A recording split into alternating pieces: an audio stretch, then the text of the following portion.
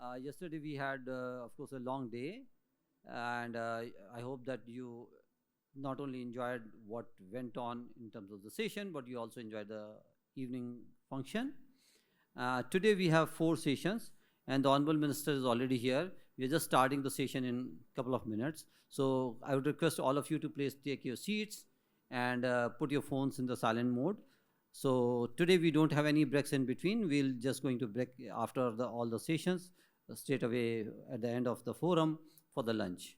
So, and I hope that all of you would be as engaged as was the situation yesterday. So with that, we'll just call the panelists for this particular session. Thank you. नमस्कार, good morning. आज दूसरे दिन पाफी के इस सत्र में आप लोगों का हार्दिक स्वागत। मौसम बड़ा अच्छा है, पिछले 2 दिनों से बारिश हो रही है। आज सुबह सुबह इतनी तादाद में आप लोग आए, इसके लिए बहुत बहुत शुक्रिया। हम मंत्री जी का बहुत बहुत आभार प्रकट करते हैं कि हमारे पहले सेशन में सर कल अश्वनी वैष्णव जी थे, आज आपने हमें सौभाग्य दिया है, बहुत बहुत शुक्रिया। मैं अंदर जब बात कर रहा था डॉक्टर मांडविया से, हमारे मंत्री हैं, मैंने कहा सर मैं आपको 2 तरह से जानता हूँ। आज से 3 महीने पहले मैं हेल्थ केयर सेक्टर में काम नहीं करता था, तो मैं आपको उपभोक्ता के रूप में जानता हूँ। पिछले 3 महीनों में मैंने हेल्थ केयर सेक्टर में जब काम करना शुरू किया, सर मुझे एक मौका मिला आपको सुनने का, जब NPPA का ये 25th ईयर जब बन रहा था, तो मैं ऑडियंस में बैठा हुआ था, और जिस प्रकार से आपने पहले उपभोक्ता से शुरू किया, फिर उद्योग पे आए और दोनों का समावेश किया, मैंने कहा सर ये तो दोनों कार्रवाई आपने बड़ी अच्छी तरह से कर ली कि उपभोक्ता भी खुश है और उद्योग भी खुश है। मैं पाफी के बारे में एक छोटी सी जानकारी आपको ये दे दूं सर कि PAFI public affairs forum of India, हमारा लक्ष्य ये है कि हिंदुस्तान की कंपनी, बहुराष्ट्रीय कंपनी, इनके जो public affairs, government affairs, corporate affairs के हेड्स हैं, और वो जो टीम है वो यहाँ एक जगह मिलती है। हमारा काम आइडियली उद्योग और सरकार के बीच में एक ब्रिज बनाने का है। तो अक्सर हम लोग बदनाम अपनी कंपनी में ये होते हैं कि आप सरकार के स्पोक्स पर्सन हैं, जो सरकार की नीति है वो आप हमें आगे बताते हैं। हम जब सरकार के पास जाते हैं वो कहते हैं आप उद्योग की बात करते हैं। लेकिन हमारा काम ये है कि ये दोनों जो बहुत इम्पॉर्टेंट पिलर्स हैं डेमोक्रेसी के, देश के, इनको एक साथ लेके आया जाए, और यही हमारा हमेशा से लक्ष्य रहा है। आज का ये सेशन तकरीबन 45 मिनट का है। इंट्रोडक्शन की ज़रूरत है नहीं, जो लोग डायस पे बैठे हुए हैं, डॉक्टर मांडविया को आप लोग अच्छी तरह से जानते हैं, मंत्री हैं भारत सरकार में, केमिकल, फर्टिलाइज़र के, हेल्थ, फैमिली वेलफेयर के, बहुत इनका हमेशा सहयोग रहा उद्योग के साथ, हम लोगों के साथ। बहुत लंबी जर्नी रही है, छोटे से आपकी आयु में सर आपका पॉलिटिकल करियर बहुत ही इम्प्रेसिव और इंस्पिरेशनल रहा है। नविका हमारी मित्र, उनको तो अगर आप उन्हें नहीं जानते हैं तो आप गलत कमरे में बैठे हुए हैं, और विनीता को हमारी सहयोगी हैं जो अपोलो से हैं। So over to you Navika for the session. Thank you very much. Mansukh Mandaviya ji को आप सब जानते हैं as a health, family welfare and chemicals and fertilizer minister.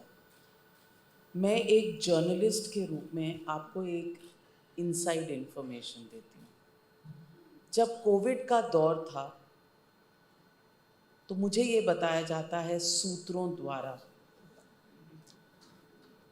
कि इन्होंने तब शुरू के दौर में हेल्थ मिनिस्टर ना होते हुए भी इतना काम किया फार्मा सेक्टर के साथ in the preparation to meet the challenges of the pandemic.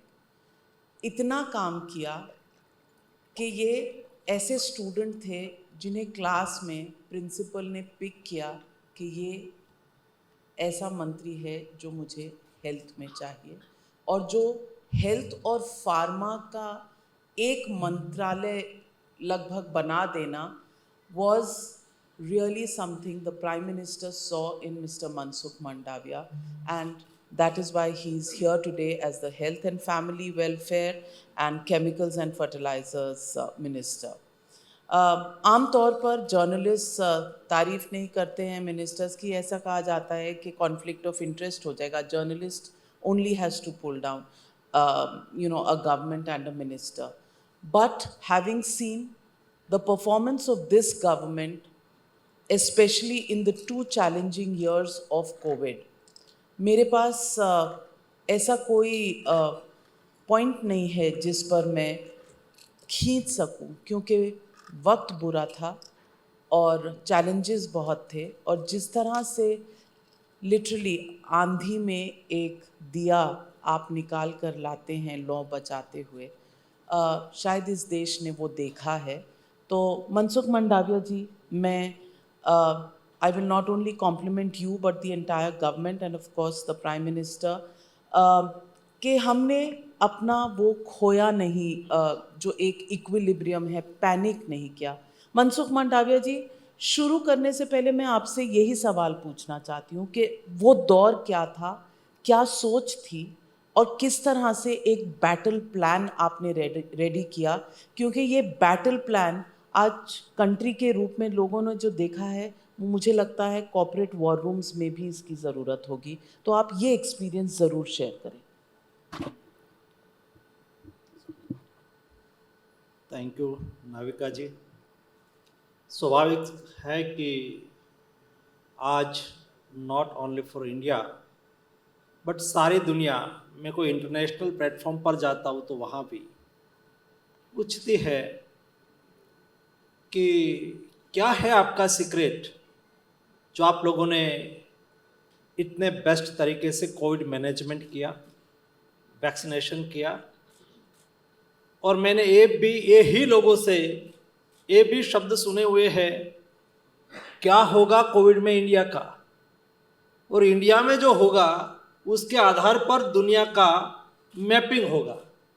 दुनिया का जो कोविड में इफेक्ट आएगी उसका बेज इंडिया होगा, ऐसा बोलने वाले लोग थे. और कोई ज़्यादा सीक्रेट नहीं है. और मैं मानता हूँ कि सफल व्यक्तियों के बीच के पास कोई इतना बड़ा काम करने से ही कोई व्यक्ति सफल होता है या कोई बड़ा कार्य हो सकता है, ऐसा नहीं है. छोटे छोटे काम बहुत बड़ा आउटपुट देता है. यही कोविड मैनेजमेंट का एक पहलू मैंने देखा है. उसमें 2 चीज़ है. एक विजन. जब दुनिया में कोविड आया और उस वक्त मोदी जी ने सतर्कता रखी कि ये इंडिया में आएगा तो क्या होगा, और जब दुनिया में केस बढ़ने लगा और इंडिया में पहला केस आया, उसके पहले इंडिया में कई मीटिंग हो चुकी थी, साइंटिस्ट लोगों के साथ मीटिंग हो चुकी थी, मैनेजमेंट कैसे करना उसके साथ मीटिंग हो चुकी थी, कई ग्रुप ऑफ मिनिस्टर्स बनाना शुरू हो गए थे, ग्रुप्स ऑफ सेक्रेटरी बनाना चालू हो गए थे, ताकि ये परिस्थिति को, क्योंकि वायरस एक अननोन वायरस था, क्या बिहेवियर करेगा किसी को पता नहीं था, कैसे फैलेगा पता नहीं था, तो समय समय पर वो कैसा बिहेवियर करेंगे तो हमारा एक्शन क्या होना चाहिए उसके पर विचार होता था. और इंडिया में तो उस वक्त इतना, और दुनिया में भी इतना केस ज़्यादा नहीं था, केस आ रहा था, लेकिन ये समय में इंडिया में एक 24 मार्च को देश में लॉकडाउन लगाया दिया गया. लॉकडाउन इसलिए लगाया गया था कि ये वायरस को समझे. India is a big country, huge diversity, 1.3 billion population, ये सबको मैनेज करना है तो उसके लिए तैयारी करनी होगी. जो जो इंफॉर्मेशन आती थी उसके आधार पर इंडिया के साइंटिस्ट का जो मत निकलता था उसके आधार पर एक तैयारी करने का बड़ा अवसर. ये लॉकडाउन के दरमियान इतना ब्रेनस्टॉर्मिंग हुआ, इतनी एक्सरसाइज हुई, उस दरमियान सारी तैयारी होने लगी कि भाई देश में सर्वेलेंस की क्या व्यवस्था है, उसको और बढ़ाने के लिए कहाँ तक ले जानी है, देश में वैक्सीन की क्या स्थिति है, वैक्सीन रिसर्च करने के लिए क्या करना चाहिए, वैक्सीन नहीं होगा तो क्या होगा, उसकी पूर्व तैयारी क्या, देश में हेल्थ इंफ्रास्ट्रक्चर उसकी लिमिटेशन क्या है, उसको कहाँ हम आगे बढ़ा के ले जा सकते हैं, उसके ऊपर एक डिटेल प्लान. एक बार लॉकडाउन था, आप सब लोग घर में थे और हम 24/7 उसके ऊपर काम कर रहे थे. तो ये सारा प्लानिंग होने से, समय समय पर प्लानिंग, समय पर पब्लिक अवेयरनेस, उस वक्त बहुत आप लोगों ने देखा होगा कि कई कमेंट आती थी, ये ताली क्यों मोदी बजा रहे हैं, ये थाली क्यों मोदी बजा रहे हैं, क्या उसका फायदा, इसके ऊपर पॉलिटिकल कमेंट भी आती थी। एक हमने उस वक्त किया था इम्पोर्टेंट, जो मोदी जी ने हमें मार्गदर्शन दिया था।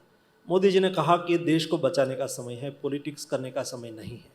और ये देश की पॉलिटिक्स की तासीर है कि उसके ऊपर कई लोग पॉलिटिक्स करेगा, लेकिन कोई मिनिस्टर को, सरकार में किसी को पॉलिटिक्स नहीं करना है।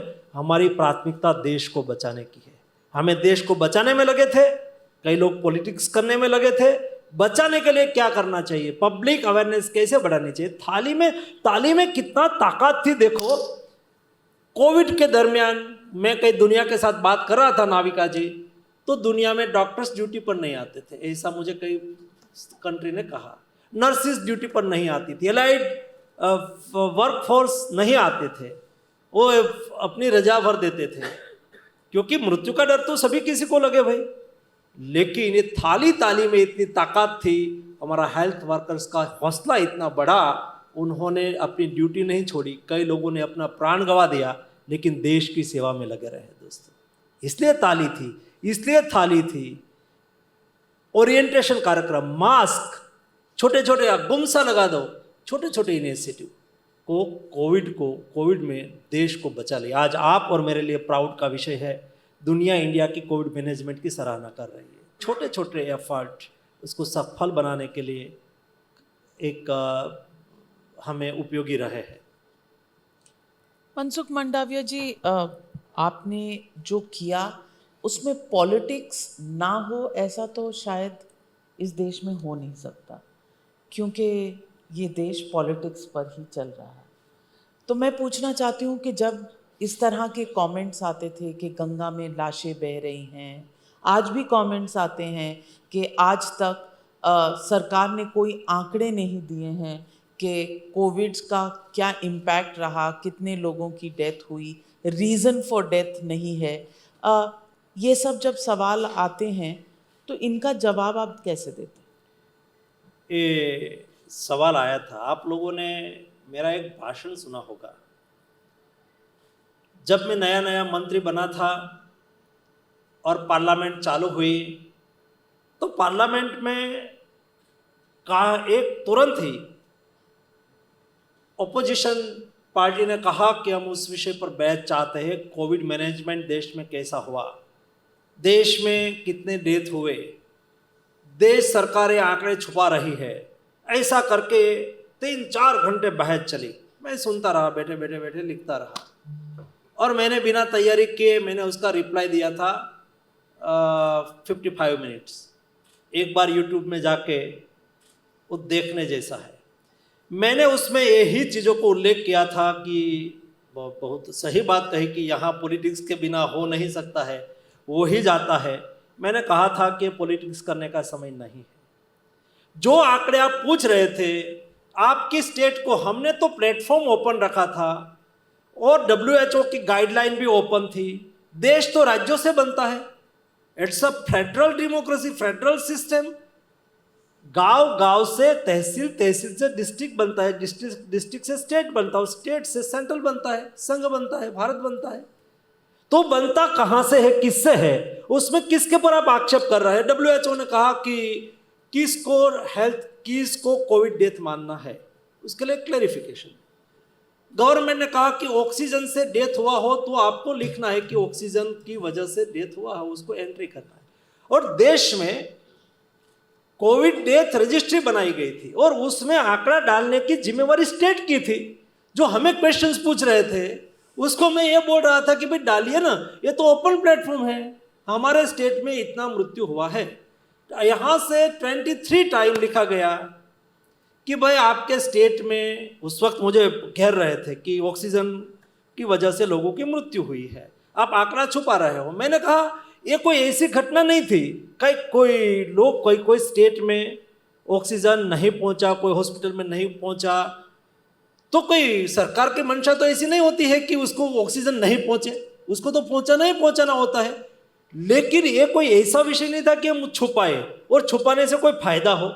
ओपनली सेंट्रल गवर्नमेंट ने सभी स्टेट गवर्नमेंट को कहा था कि डेट रजिस्ट्री आपको करना है और सब लोगों ने किया, वो आंकड़ा हम पब्लिश करते हैं, आज भी वो आंकड़ा डोमेन में है। ये छुपाने का कोई घटना कब होती है? जब मंशा आपकी ठीक ना हो, कोई ऐसा इंसिडेंट हुआ हो जिसमें आप फेल हो गए हैं। फेल होना, सक्सेस होना वो होलिस्टिक होता है, सर्वग्राही होता है। और हम, मोदी जी ने हर बार कहा है कि हम राज्य के साथ मिलके हमारा प्रयास ने हम कोविड के सामने लड़ने में सक्सेस रहे। हमने कभी ऐसा नहीं कहा है कि ये राज्य ने ये नहीं किया, ये राज्य ने ये नहीं किया। इतना वैक्सीनेशन ड्राइव चली तो कहाँ वैक्सीनेशन हो रहा है? अल्टीमेटली तो स्टेट में ही हो रहा है ना। भारत सरकार वैक्सीन प्रोवाइड कर दे और सिस्टम बना दे तो हो जाएगा क्या? नहीं होगा, स्टेट में ही होना है भाई। इसलिए नाविका जी एक बहुत ओपन प्लेटफॉर्म के माध्यम से सारा आंकड़ा स्टेट रखे और उसके ऊपर पॉलिटिक्स ना होना चाहिए, ऐसा। उसके बाद मेरा पार्लियामेंट में जवाब होने के बाद आज तक वो, अभी पार्लियामेंट तो बाद में 4 बार मिली, 3 बार मिली, कोई डिस्कस ही नहीं करते हैं। मैं तो तैयार हूँ उसका ही स्टेट का फिगर दे देता हूँ कि भाई आपके मुख्यमंत्री जी ने ये फिगर आपके स्टेट गवर्नमेंट ने डाला है, मैं आपको देता हूँ, और कोई चाहिए? तो उसका जवाब वो कहते हैं कि हमारे स्टेट में ऑक्सीजन नहीं मिलने से डेथ हुई है। तो मैंने कहा डालो न भाई, तो आप तो गलत बोल रहे हैं। आपके स्टेट में ऑक्सीजन नहीं मिलने से डेथ हुई है और सरकार छुपा रही है, लेकिन आपके स्टेट ने तो आंकड़ा नहीं डाला है। आप तुरंत ही जाओ भाई, आपके मुख्यमंत्री को कहो, आपकी सरकार को कहो, वहां जो भी सरकार हो, तब सभी की। इसलिए मैं मानता हूं डेमोक्रेसी में पॉलिटिकल पार्टी होनी चाहिए, अपने अपने आइडियोलॉजी होनी चाहिए। आइडियोलॉजी के मुताबिक पब्लिक अवेयरनेस करके वोट लेके अब सरकार बनाओ, डेमोक्रेसी का बेसिक सिद्धांत है। लेकिन जब देश आपदा की स्थिति का सामना करता हो, देश संकट में हो, तब कभी पॉलिटिक्स नहीं होना चाहिए। हम ये संस्कार के वारसदार हैं। जब 1971 में इंदिरा जी ने बांग्लादेश की ओर जीती थी, तब वाजपेयी जी पार्लियामेंट में सबसे पहले खड़ा होके इंदिरा जी को अभिनंदन दिया था। यही परंपरा जो डेमोक्रेसी में चले तो देश के लिए भविष्य अच्छा होता है। हर चीज में पॉलिटिक्स करना ये उचित नहीं है। और ये मोदी जी कोविड क्राइसिस के दरमियान जो हमें एक सबसे बड़ा यही सहयोग मिला, हम तू मैं गए ही नहीं। मोदी जी ने कहा हम काम में रहना है, देश देख रहा है, देश ने देखा और हम सफल रहे। मनसुख मंडाविया जी, आप क्रिकेट खेलते हैं प्रोफेशनल? यस, प्रोफेशनल नहीं, क्रिकेट खेलता था, कॉलेज में था। तभी आपने सिक्सर मारा है और बॉल जो है वो स्टेडियम के बाहर चली गई है, इसलिए कोई जवाब उसके बाद आया नहीं विपक्ष से। लेकिन कुछ आंकड़े और रखना चाहती हूँ। जो हेल्थ एक्सपेंडिचर है वो 2018 में 1.35% ऑफ जीडीपी था। 2019 में ये घट के 1.28% हुआ। ये कहने का मतलब कि कुछ हेल्थ इंफ्रास्ट्रक्चर में इन्वेस्टमेंट्स घट रहे हैं, और ऐसे दौर में जब हम पैंडेमिक का सामना कर रहे हैं, क्या ये देश के लिए सही होगा कि हेल्थ इंफ्रास्ट्रक्चर में हमारा इन्वेस्टमेंट टू जीडीपी रेशियो कम हो? नविका जी, बहुत अच्छा आपका क्वेश्चन है। देश में हेल्थ इंफ्रास्ट्रक्चर बढ़ना चाहिए, देश के नागरिकों को बेस्ट हेल्थ सर्विस मिलनी चाहिए, लेकिन उसके लिए अपना मॉडल अपना होता है। मुझे कई बार, अभी तो ज्ञान देना तो बहुत सरल होता है, मैं भी घर से निकलता हूँ तो मेरा पीए मुझे चिट्ठी बता देता है तो मैं पढ़ लेता हूँ, कोई भी जगह पे जाता और आधा घंटा भाषण ठोक देता हूँ। वो बहुत सरल होता है भाषण देना, लेकिन सच बात यह है कि हम दुनिया में बेस्ट प्रैक्टिस को देखें, बेस्ट प्रैक्टिस को समझे, बेस्ट मॉडल को देखना चाहिए, समझना चाहिए, उसका संज्ञान भी लेना चाहिए, लेकिन मॉडल हमारा होना चाहिए। मैं आपको एक एग्जांपल दूं। मुझे थोड़े दिन पहले एक सज्जन मिलने आए और मेरे सामने मैं 1-2 घंटा निकालता हूँ, क्योंकि जनप्रतिनिधि को और सरकार को आवश्यक होता है कि जनता के साथ संवाद बने रहे ताकि इनपुट समय मिलते रहे। तो कई लोग एक ही सेम ही बात उन्होंने मुझे कही, जो नाविका जी ने कही कि मंत्री जी, आपका हेल्थ इंफ्रास्ट्रक्चर में आपके हेल्थ के पर बजट आपके जीडीपी के सापेक्ष में 2%, 2.5% है, और एक्स कंट्री में इतना परसेंट है, वाई कंट्री में इतना परसेंट 7% है, यहाँ 9% है, यहाँ 5% है, और आपका जीडीपी के सापेक्ष में आपका हेल्थ का बजट कम है, उसको बढ़ाना चाहते हैं। तो मैंने कहा हाँ, हमने हेल्थ पॉलिसी बनाई और हम उसको बढ़ा रहे हैं, लेकिन वहाँ 6% 7% है ऐसा आपने कहा, उसका उनका मॉडल है। और मैंने उसको कहा कि आप जिस कंट्री से आ रहे हो, कंट्री का नाम नहीं बोलूँगा, वहाँ एक टीथ निकालना है तो कितना खर्च होगा? तो उन्होंने कहा कि $2000, $2000 खर्च लगेगा। मैंने कहा इंडिया में टीथ निकालना है तो 200 रुपीज़ में आपका टीथ निकाल देगा। अभी 200 रुपीज़ को मल्टीप्लाई करो आप डॉलर के साथ और एक खर्च के साथ, तो आपकी जीडीपी का 27% हो गया। ये हमारा मॉडल, यहाँ हेल्थ केयर सस्ती है, एफोर्डेबल है, ये हमारा मॉडल है। और मॉडल को कैसे स्ट्रेंथन करें, उसका मतलब ये नहीं है कि हमें हेल्थ इंफ्रास्ट्रक्चर नहीं बढ़ाना है। हेल्थ, हमने कोविड क्राइसिस के दरमियान कई ऐसी स्थिति देखी जो हमारा हेल्थ इंफ्रास्ट्रक्चर को मजबूत करने के लिए हमें करने की आवश्यकता है। उसके लिए 64,000 करोड़ रुपीस का एक health infrastructure package, Ayushman Bharat health infrastructure mission हमने चालू किया। एक डिस्ट्रिक्ट में 100 करोड़ रुपीस हम 5 साल में खर्च करेंगे। दूसरा, देश में हमें आज तक क्या हुआ है, नविका जी सॉरी मैं थोड़ा समय लूंगा लेकिन ये महत्वपूर्ण है। सरकार डेमोक्रेसी में 70 साल से बनती है, बनती रहेगी हमारी डेमोक्रेसी में। सरकार क्या करती थी, सरकार 5 साल का सोचती थी कि हमें फिर से सरकार में आना है तो उसकी योजना बनेगी 5 साल की, 5 साल में हमारा परफॉर्मेंस दिखना चाहिए। ठीक है, 5 साल का भी कार्यक्रम बनाओ, कोई दिक्कत नहीं है, लेकिन सरकार 5 साल के लिए चुनी जाती है। देश तो शाश्वत है ना, सरकार की नीति होलिस्टिक होनी चाहिए। मोदी गवर्नमेंट की एक ही विशेषता है, मोदी जी कभी टोकन में नहीं सोचते, वो हमेशा टोटल में सोचते हैं। टोटल में सोचना यानी कि हमें एक बार क्लिनिक बढ़ा दे, तो क्लिनिक बढ़ाने के लिए आपको डिस्पेंसरी बढ़ा दिया, डिस्पेंसरी में डॉक्टर चाहिए तो डॉक्टर की सीट भी बढ़ानी चाहिए। तो हमने डॉक्टर की सीट, एमबीबीएस की सीट 48,000 से आज 1 लाख तक पहुंचने आई, 8 साल में डबल हो गई। पीजी की सीट डबल हो गई, मेडिकल कॉलेज डबल कर दिया ताकि हमें डॉक्टर मिले। डॉक्टर मिल गए, डिस्पेंसरी हो गई, तो डॉक्टर और डिस्पेंसरी चलाने के लिए खर्च, पेशेंट के लिए एफोर्डेबल हेल्थ केयर सुविधा उपलब्ध हो, आयुष्मान भारत योजना आ गई। देश में हर 5-6 हज़ार पॉपुलेशन पर नहीं केवल हेल्थ बट वेलनेस भी, प्रिवेंटिव केयर भी।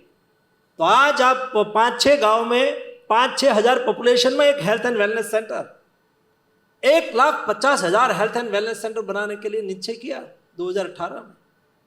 आज 1,25,000 हेल्थ एंड वेलनेस सेंटर बन गए। दिसंबर तक 100% हेल्थ एंड वेलनेस सेंटर बन जाएंगे। वहाँ प्राइमरी 13 प्रकार की स्क्रीनिंग हो जाएगी।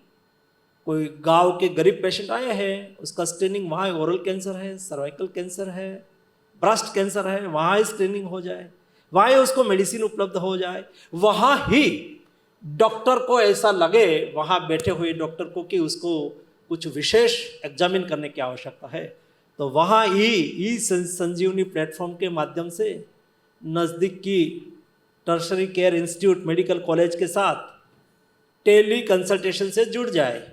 मुझे बहुत एक सुखद अनुभव हुआ नाविका जी। एक झज्जर में एम्स का कैंसर सेंटर है, तो एक दिन मैं जा रहा था तो रास्ते में हेल्थ एंड वेलनेस सेंटर ऐसा लिखा हुआ बोर्ड मैंने देखा। मैंने बताया नहीं था कि मैं वहाँ मुझे जाना है। मैंने ड्राइवर को कहा गाड़ी रोक, ये हेल्थ एंड वेलनेस सेंटर है, चलो मैं जाता। तो मैं वहाँ गया तो वहाँ एक डॉक्टर बैठे थे, एमबीबीएस डॉक्टर। उसको पता नहीं था कि मेरे बगल में आके मंत्री बैठ गए। मैंने सिक्योरिटी वाले को सभी को कहा कि बाहर रहोगे, क्योंकि उसको ऐसा लगे कि कौन इतनी टोली आ गई। तो मैं जाके बगल में बैठ गया, तो उन्होंने मुझे इग्नोर किया क्योंकि उसका वो देख रहे थे पेशेंट को। मैं बगल में बैठ गया, पेशेंट के साथ वो बात कर रहे थे और उसका टेली कंसल्टेशन चल रहा था। बगल में एक गांव की महिला बैठी थी, उसको कुछ पेट का दर्द था और डॉक्टर को ऐसा लगा कि अभी मेरा नॉलेज उसमें कम हो रहा है, तो मैं चलो उन्होंने हरियाणा ने पीजीआई चंडीगढ़ से टेली कंसल्टेशन के लिए एग्रीमेंट किया है। तो पीजीआई चंडीगढ़ जैसी बड़ी टर्शरी केयर इंस्टीट्यूट, वहाँ के सर्जन डॉक्टर, वो पहले डॉक्टर टू डॉक्टर बात करते थे और बाद में उन्होंने कहा पेशेंट है ना बगल में, तो कि हाँ है, तो वैसा करके मोड़ा, तो पेशेंट के साथ उन्होंने बात की और बाद में हेल्थ एंड वेलनेस सेंटर के डॉक्टर को कहा कि आप इस टाइप का प्रिस्क्रिप्शन लिख दो और 7 दिन के बाद फिर से आके मुझे बता देना, फिर से आके मेरे साथ टेली कंसल्टेशन से जुड़ जाना। दोस्तों, मुझे खुशी हुई कि गांव के एक गरीब परिवार की महिला, समझ लो कि डॉक्टर उसको कहते कि आप दिल्ली चले जाओ, तो दिल्ली आने के लिए उसको एक दिन बिगड़ता, एक दिन की उसकी रोजगारी जाती, उसके साथ आने वाले की रोजगारी जाती। गरीब लोगों की ये चिंता करनी बहुत आवश्यक है। दोस्तों, इस तरह से देश में हेल्थ एक्सेसिबल कैसे हो, हेल्थ अफोर्डेबल कैसे हो, टर्शरी केयर की फैसिलिटी कैसे क्रिएट की जाए, तो आज 22 एम्स का काम चल रहा है।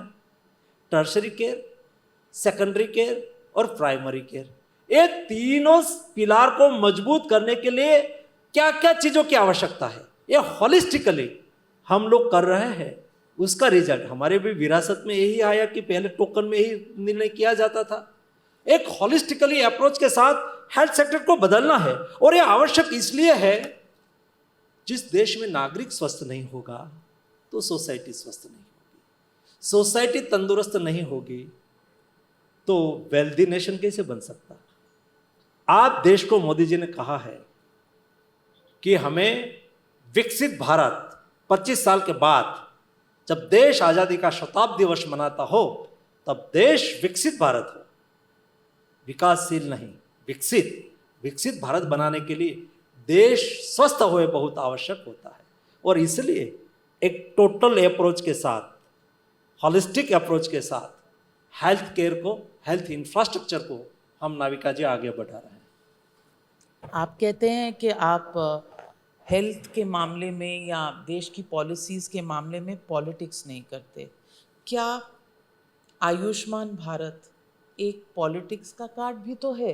पहले की सरकारों ने इसे क्यों नहीं ऐसे सोचा?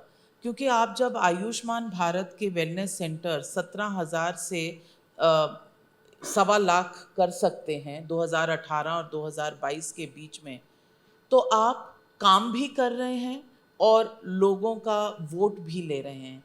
ये काम पहले क्यों नहीं हुआ? काम करना, हम मानते हैं कि काम करने से वोट ऑटोमेटिक मिलता है, वो एक दूसरे के साथ जुड़ा हुआ है। देश की डेमोक्रेसी मैच्योर हो चुकी है, वो मैपिंग करती है। आपने देखा होगा कई स्टेट में ऐसा पॉलिटिक्स हुआ कि ये जाति और ये जाति, ये दोनों जाति का वोट मिल जाएंगे तो बीजेपी को हम हरा देंगे। वो जाति के आधार पर अलायंस करते थे कि ये जाति का वोट उसके साथ है, ये जाति का वोट उसके साथ है, ये दोनों मिल गया तो 54% हो गया, तुम चुनाव जीत जाएंगे। लेकिन हमारी जागरूक जनता ने ये दोनों जाति के लीडर इकट्ठा होने के बावजूद भी उसको मुंह की खानी पड़ी, वो चुनाव नहीं जीत पाए। वो सिग्नल है कि देश की जनता विकास के साथ जुड़ती है, उसका केयर कौन ले रहा है वो देखती है। और आयुष्मान भारत कार्ड ऐसा है, कार्ड निकाल के हम देश के नागरिक को इसलिए दे रहे हैं। आपने देखा होगा ओबामा जी ने एक साला, ये देश में हम अपनी प्रशंसा कब कर पाएंगे मुझे पता नहीं, ओबामा केयर करके एक योजना निकाली थी और अमेरिका के 10 करोड़ लोगों को हेल्थ सिक्योरिटी दे रही थी। 10 करोड़ लोगों को हेल्थ सिक्योरिटी वाली स्कीम, ओबामा केयर स्कीम करके सारे दुनिया में पॉपुलर हुई। हमारी स्कीम 10 करोड़ फैमिली, यानी कि 50 करोड़ लोगों को 5 लाख प्रति वर्ष हेल्थ सिक्योरिटी देके उसकी चिंता कर रही है। हेल्थ सिक्योरिटी देश को, नागरिक को दे रहे हैं। एक बहुत बड़ी योजना है और एक कार्ड उसके पास आ जाने से उसको सेटिस्फेक्शन होता है और एश्योरिटी मिलती है कि चलो मेरे पास आयुष्मान भारत योजना का कार्ड है। ये कार्ड लेके, और उसका मैंने तो कई ऐसी, एक पुण्य का काम है, मैं उसको एक पुण्य का काम मानता हूँ। मैं एक बिहार के दौरे पर था और लाभार्थी सम्मेलन में एक पेशेंट और आयुष्मान भारत की लाभार्थी एक महिला और मंच पर उन्होंने जो अपनी बात कही थी, मेरा रुआटा उस वक्त खड़ा हो गया था। वो मंच पर आई, उन्होंने कहा कि 1.5 साल पहले मेरी शादी हुई, मैं गरीब परिवार से आती हूँ। शादी होने के बाद ससुराल गई, एक दिन मेरा फेफड़ा फूलने लगा, दर्द होने लगा, मुझे अस्पताल ले जाया गया। डॉक्टर ने कहा कि उसको हार्ट का ऑपरेशन करना पड़ेगा। मेरे पास पैसा नहीं था, पर मेरा ससुर पक्ष भी गरीब पक्ष था, उसके पास भी पैसा नहीं था। ऐसी स्थिति में ससुर पक्ष ने मुझे छोड़ दिया और मैं घर पे आ, उसका शब्द में मैं बोल रहा हूँ, और मैं घर पे आ गई, पिताजी के पास मायके में आ गई। घर में भी इलाज करने के लिए पैसा तो था नहीं, ऑपरेशन करना है तो 1.5 लाख का खर्च था। किसी ने मुझे कहा कि आप आयुष्मान भारत योजना की लाभार्थी होगी, आप कार्ड निकालवा दो। और उन्होंने कहा कि मैंने कार्ड निकाल लिया, किसी ने मदद किया उसको, और एक कार्ड लेके एक प्राइवेट अस्पताल आयुष्मान भारत योजना के साथ जुड़ी हुई थी, वहां गई। उसको हॉस्पिटल में दाखिला हो गया, ऑपरेशन हो गया। हॉस्पिटल में जाने के बाद बाहर निकलने के तक 1 रुपये का खर्च नहीं हुआ, और ऑपरेशन हो जाने के बाद वो स्वस्थ हो गई, घर पे चली गई। और जब मंच पर बोल रही थी तब उन्होंने बताया कि 2 महीने पहले मेरे ससुर पक्ष ने फिर से मेरा स्वीकार कर लिया। मैं आभार व्यक्त करती हूँ मोदी जी के प्रति, आयुष्मान भारत जैसी योजना निकाली, हमारे जैसे गरीब लोगों को मदद की। दोस्तों, ये काम ही बोलता है, सरकार को बोलने की आवश्यकता नहीं होती है। मत वोट जनता देती है, जनता वोट देके हमें कर्तव्य अदा करने की अपॉर्चुनिटी देती है। मोदी जी देश के प्रति अपना कर्तव्य अदा कर रहा है। उन्होंने 5 प्रण में कहा ना कि देश के नागरिक कर्तव्य भाव से काम करें। हम कुछ भी है, सरकार है, लेकिन देश के नागरिक तो पहले है ना, तो हमारा एक कर्तव्य है, और मोदी जी एक कर्तव्य भाव से देश की सेवा कर रहे हैं। I think that deserves a round of applause. We always find faults, but when there's something good, I think we should appreciate it also. Mandaviya जी, ये इंडस्ट्री का फोरम है, तो मैं आपसे सवाल ये भी पूछना चाहती हूँ कि पब्लिक प्राइवेट पार्टिसिपेशन पर आपके व्यूज़ क्या हैं, और इसको आगे कैसे बढ़ाया जा सकता है। नहीं तो हम शायद आने वाले दशक में भी यही बात करेंगे कि health expenditure, government budget allocation to GDP ratio थोड़ा है, कम है। तो ये पब्लिक प्राइवेट साझेदारी कैसे होगी, और इस पर हम कितना काम कर चुके हैं और कितना जल्दी और काम कर सकते हैं। और देखो, हेल्थ एक देश के लिए पब्लिक पार्टनरशिप में सबसे महत्वपूर्ण सेक्टर है, क्योंकि इंडिया एक ऐसी कंट्री है जिस कंट्री ने हेल्थ को कभी कॉमर्स के रूप में नहीं लिया है। कॉमर्स बाद में है, उसका बिजनेस बाद में है।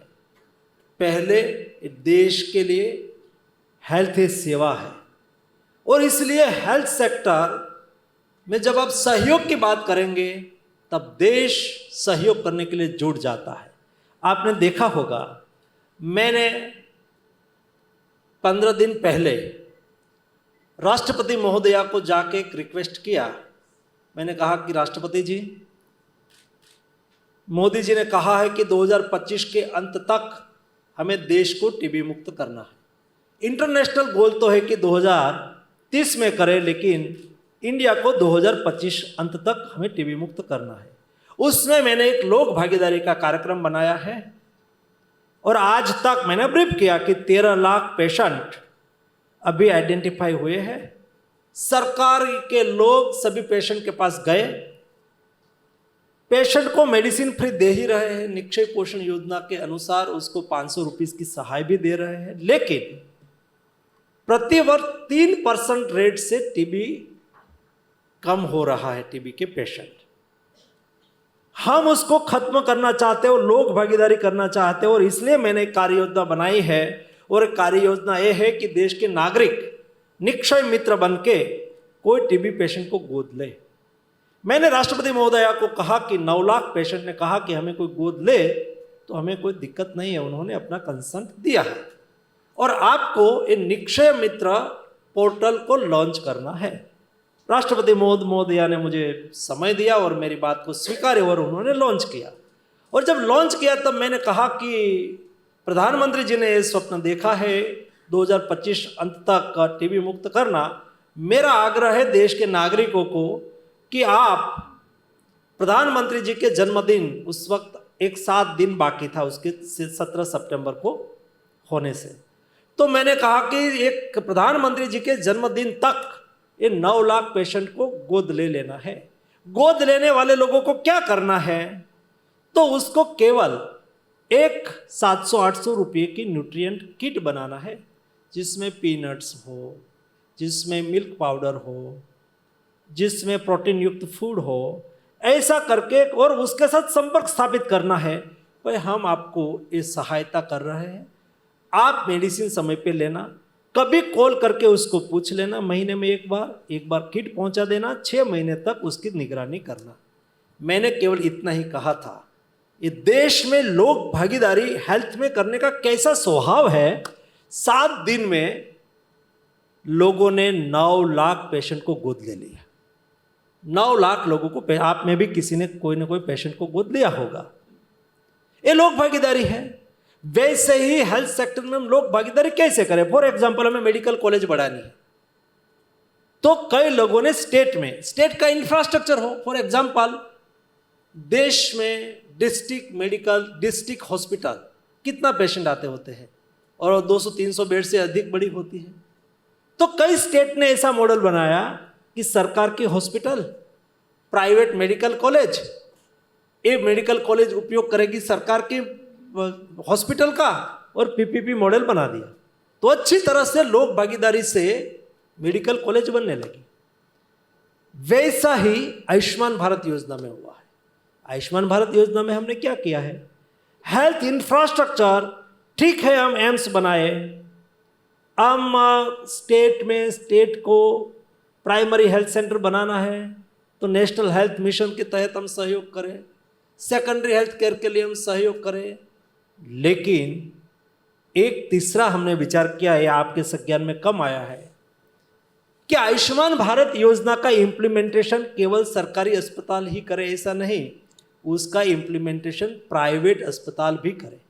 आज 24,000 से अधिक प्राइवेट हॉस्पिटल आयुष्मान भारत योजना के साथ जुड़ी हुई है। और उससे उसका फायदा क्या होगा, उसको एश्योर्ड काम मिलेगा। देश में 3% लोग हॉस्पिटल जाते हैं, मानो 3-4 करोड़ लोग प्रतिवर्ष अस्पताल जाएंगे। जब बीमारी तो कभी किसी को पूछ के नहीं आती है, वो तो अमीर के यहाँ भी आती है, गरीब के यहाँ भी आती है। अमीर के जेब में पैसा होता है तो इलाज करवा लेते हैं प्राइवेट अस्पताल में जाके, लेकिन जब गरीब के घर में बीमारी आती है तो ऑपरेशन का खर्च तो वही होना है जो गरीब के यहाँ हो, वही अमीर के यहाँ हो, गरीब के यहाँ होता है। तो हमने ये पीपीपी मॉडल ऐसा डेवलप किया है जिसमें प्राइवेट अस्पताल वो रजिस्ट्रेशन करे, एक अच्छा प्राइवेट हेल्थ इंफ्रास्ट्रक्चर भी खड़ा हो, सरकार उसको काम दे दे, पैसा दे दे, यानी कि सरकार उसको एश्योर्ड बिजनेस दे, क्योंकि पैकेज है सभी आयुष्मान भारत योजना में। तो उससे हॉस्पिटल भी डेवलप होगी, सरकार को भी चलाना नहीं पड़ेगा, प्राइवेट प्लेयर चलेंगे, उसको एश्योर्ड बिजनेस भी मिल गया ताकि वो वायबल भी हो और प्रॉफिटेबल भी हो। ये 2 टाइप के मॉडल आज बहुत अच्छी तरह से, आज बहुत प्राइवेट हॉस्पिटल रुचि लेके वो बोलते हैं कि हम आयुष्मान भारत योजना के तहत, मैं थोड़े दिन पहले गुजरात में एक अस्पताल का ओपनिंग करने के लिए गया, तो उन्होंने 150 और ब्लॉक लेवल पर, डिस्ट्रिक्ट लेवल पर तो होता है, लेकिन ब्लॉक लेवल पर उन्होंने 150 बेड की अस्पताल तैयार किया केवल आयुष्मान भारत योजना के लिए। तो मैं जब वहाँ देख रहा था, बात कर रहा था, तो उन्होंने कहा कि हमारे ब्लॉक में इतनी अच्छी हॉस्पिटल प्राइवेट कोई नहीं थी, ये हॉस्पिटल आई है, उसको प्राइवेट पेशेंट भी मिलेंगे और सरकार के आयुष्मान भारत योजना से भी पेशेंट मिलेंगे तो उसकी वायबिलिटी बैठ जाएगी। वैसा करके एक पीपीपी मॉडल के माध्यम से गवर्नमेंट की ओर से एक एफर्ट हो, पीपीपी वे से दूसरा एफर्ट हो, और ब्लॉक लेवल पर एक अच्छा हेल्थ इंफ्रास्ट्रक्चर खड़ा हो, ऐसा प्रयास हो रहा है। इंडस्ट्रीज के तौर पर उसका लाभ आज ले रहे हैं लोग। आई कैन पर्सनली वाउच, मंत्री जी ने खुद फ़ोन किए हैं, ये जो लोग संपर्क किया है for the TB Nikshay Mitra he is talking about, और उन्होंने बहुत से ऐसे लोगों को, मुझे खुद उन्होंने फ़ोन किया था और हम जुड़े थे इस कार्यक्रम के साथ। That is how you do participation. If you give me permission sir, 2 या 3 सवाल ऑडियंस से भी ले लें। ले लो। Okay, hands going up there. Ladies first. Mike. Thank you. नमस्कार मंत्री जी, मेरा नाम नीलिमा द्विवेदी है और मैं हेल्थ केयर से ही आती हूँ। मेरा सवाल है सर, अभी आपने बात किया आयुष्मान भारत के, और हम लोग को बहुत गर्व है कि अंडर यूनिवर्सल हेल्थ कवरेज जो हम कहते हैं, और आपने कहा ओबामा केयर में 10 करोड़ और यहाँ हमारे 50 करोड़ लाभार्थी हैं, जो वाकई गर्व की बात है हम सबों के लिए। उसके अलावा जो क्रीमी लेयर है, जो अपर क्लास है, वो तो प्राइवेट इंश्योरेंस भी लेता है, और आपने जैसे कहा कि वो खुद भी सक्षम है अस्पताल में जाकर अपना इलाज कराने का। लेकिन जो सर ये मिसिंग मिडिल है, मिडिल क्लास है सर, उसके लिए अभी तक ऐसा कुछ नहीं आया है।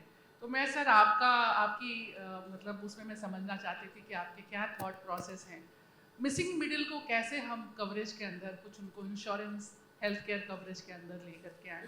तो उसमें अगर कुछ आपका सर विजन, आपका प्लान है तो कृपया उसका एक बहुत अच्छा सर्वे हुआ है। मिसिंग मिडिल क्लास में भी विषय पर चिंतित था कि मिसिंग मिडिल क्लास एक ऐसा क्लास है जो क्लास एक का निश्चित इनकम उसका गुजारा तो चला देती है। छोटा मोटा डिसीज आए, छोटी मोटी दिक्कतें हैं तो झेल लेते हैं, लेकिन बड़ा ऑपरेशन हो गया और 4-5 लाख रुपया का खर्च हो गया तो उसकी 1 साल की बचत चली जाती है, और उसका सारा प्लानिंग, उसके बच्चे की पढ़ाई का प्लानिंग, फैमिली के लिए प्लानिंग, ये सब बिगड़ जाता है उसमें एक सर्वे में ध्यान में आया कि उसमें से कई क्लास, कोई गवर्नमेंट एम्प्लॉयज़ हो, प्राइवेट सेक्टर में जॉब करते हो, अच्छी जॉब पे हो, लेकिन प्राइवेट सेक्टर की जॉब हो, कोई ना कोई इंश्योरेंस से अपनी कंपनी से जुड़े हुए हैं। कई लोग आयुष्मान भारत योजना के लाभार्थी हैं, कई क्लास अभी छूटे हुए हैं। उसको कैसे उसमें इंक्लूड करें, उस पर हम विचार कर रहे हैं, उसको हम छोड़ नहीं सकते। तभी सर वो पूरा ये यूनिवर्सल हेल्थ तभी यूनिवर्सल हो गया। I am agreed. पर सर ये मिडिल क्लास का आप लास्ट में क्यों सोचते हैं? टैक्स लेने टाइम सबसे पहले उनकी याद आती है, और इंश्योरेंस के टाइम एकदम आखिरी में आपने छोड़ दिया। आगे पीछे ये बात नहीं है, लेकिन वो समझना और उसके लिए कुछ करना ये आवश्यक होता है। नहीं, आप मिडिल क्लास की पार्टी कहे जाते थे, अब नहीं, भूल चुके हम हैं। सभी की पार्टी है, मिडिल क्लास की भी पार्टी है, अपर क्लास की भी पार्टी है, लेकिन मैं ऐसा तैसा और 2-3 टाइप का जवाब दे सकता था, लेकिन मैंने तय किया कि मुझे गोल गोल जवाब नहीं देना है, हम उसके पर आगे कर रहे हैं। अच्छा चलिए, Sir, the greatest risk the world faces today is not conventional or nuclear or cyber war. The greatest threat the world faces today is bacteriological and chemical warfare. And we have a neighbor across the Himalayas, the hydra-headed Chinese dragon. Now, that is one area. How do we counter? Sir, what is missed out in your name is the L factor. That is Lakshman Bhai, which you inherit from your father. Now, if Modi, our great leader, is Ram, and Modi, I say, is mode of developing India.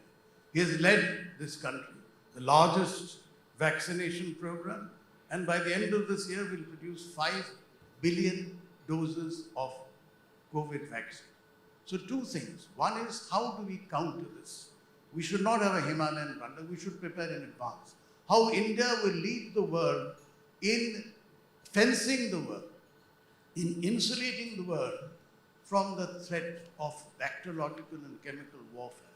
And secondly, sir, using your Lakshman Rekha and Ram Modi's inspiration, you will have to draw the Lakshman Rekha ki China and others, the moment you cross this Lakshman Rekha, you will be incinerated, you will be burnt. And that is what Modi has to say. In the spirit of the surgical strike, आप ये करेंगे, हम आपको ध्वंस करेंगे. So that is my message. Thank you. एक अभी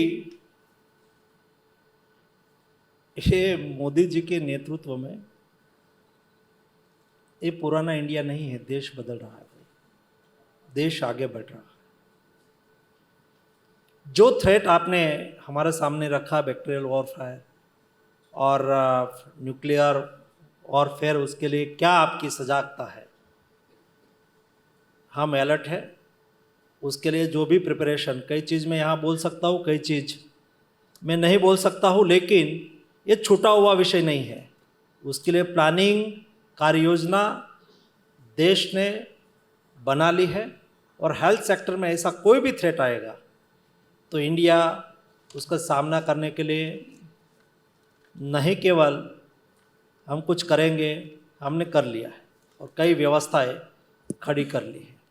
देश अभी तो मुझे तो कभी कभी लगता है कि कोई मिलते हैं जो माइंडसेट, मोदी जी ने अच्छी बात कही है, हमारी और देश की भी सालों साल की परतंत्रता से हमारा माइंडसेट भी एक टाइप का है, उससे बदल कर हम कर सकते हैं और हमने करके दिखाया है.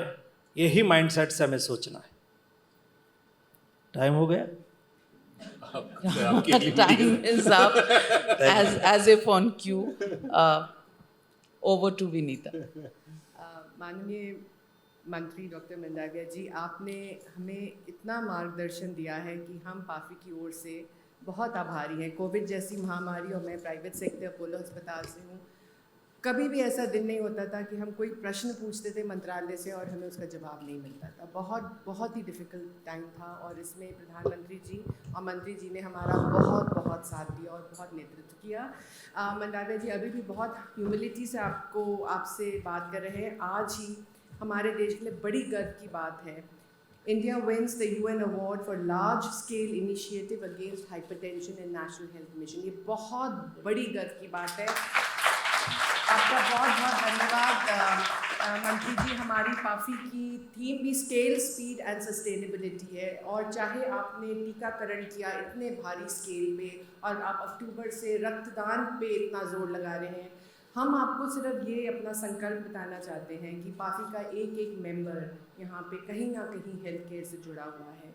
आपको बस अब हमें एक कॉल करने की आवश्यकता है और वो भी आवश्यकता नहीं है. हम आपके पास आएंगे और कोई भी इनिशिएटिव हो, चाहे टीबी मुक्त भारत हो, चाहे NCDs के अगेंस्ट हमारी लड़ाई हो, जो कि बहुत बड़ी महामारी बन चुकी है, ब्लड प्रेशर, कार्डियक, कैंसर, जिसमें आपकी अगेन मिनिस्ट्री ने बहुत हमें मार्गदर्शन दिया है. इंटीग्रेटेड ट्रॉमा सेंटर्स में मैं तो काफ़ी समय से आपसे बात कर रही हूँ और सचमुच जो मंत्री जी ने कहा है, आज का भारत एक नया भारत है. स्वास्थ्य और विकसित भारत अलग नहीं हो सकता. एक स्वस्थ भारत ही विकसित भारत होगा.